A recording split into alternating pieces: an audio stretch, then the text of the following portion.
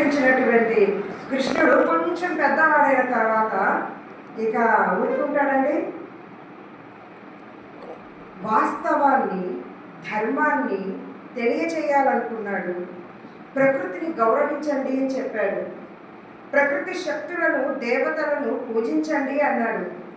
భగవద్గీతలో మనకు పరస్పరం అనేటువంటి పదం వస్తుంది.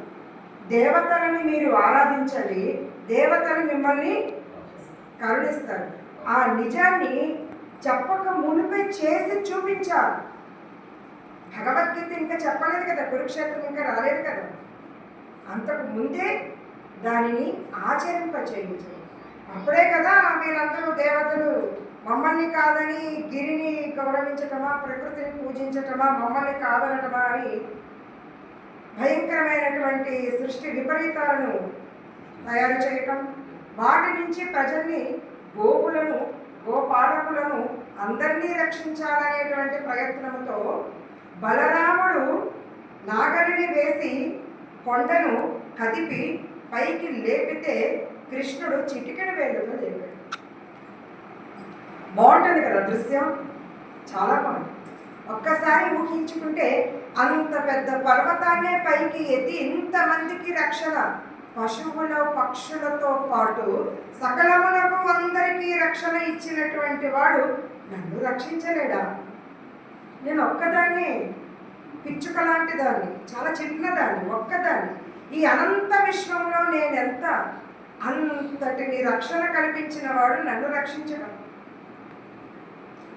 కురుక్షేత్రంలో కౌరవులు, పాండవులు యుద్ధానికి సిద్ధంగా ఉన్నప్పుడు రెండు సైన్యముల మధ్యకు రథాన్ని తీసుకొని వెళ్ళి నిలపమని, నాతో యుద్ధం చేయటానికి, పాండవులకు ఎదురుగా యుద్ధం చేయటానికి ఎవరెవరు వచ్చారో చూడాలనుకుంటున్నాను, తీసుకువెళ్ళి నిలపండి అడిగితే సేనయోహో భయోహో మధ్య రథం స్థాపయమేచురా.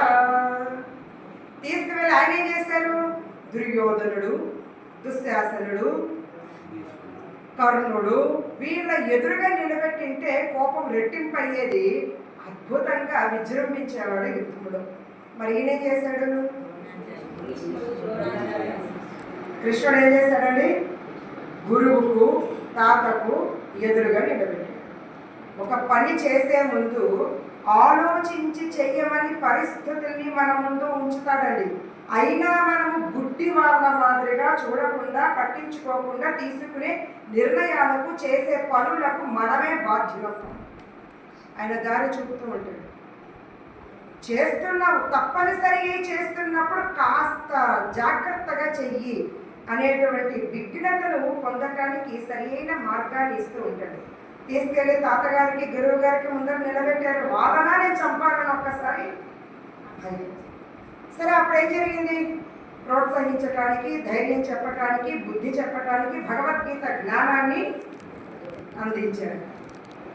రెండు వైపుల సైన్యాలు చూస్తూ ఉన్నారే తప్ప ఇద్దరు ఏదో మాట్లాడుకుంటున్నారే, ఎంతసేపు మాట్లాడుకుంటారో అనే ఆలోచన రాలేదు. ఏం మాట్లాడుతున్నారనే ఆలోచన వస్తుంది అందరికీ. ఎవరికి ఏం వినిపించట్లేదు. ఈయనకి మాత్రమే వినపడుతోంది, అర్జునుడికి మాత్రమే. బోధ చేస్తున్నాడు పరమాత్మ. అందరూ చూస్తున్నారు తప్ప దృశ్యాన్ని ఏం జరుగుతుందో ఎవరికి తెలియదు. ఈ సంగతి ఆ రోజు యుద్ధం ముగించుకున్న తర్వాత సేద తీరటానికి వసతి గృహాన్ని ఏం జరిగిందండి అని అడుగుతుంది. అప్పుడు అభిమన్యుడు అంటారు, ఇద్దరు వెళ్ళారు, ఒక చోట నిలబడ్డారు, వాళ్ళిద్దరు ఏదో మాట్లాడినారు, ఏం వినపడలేదు, కానీ ఒక్కటి మాత్రం బాగా వినపడేది. ఏంటో తెలుసా?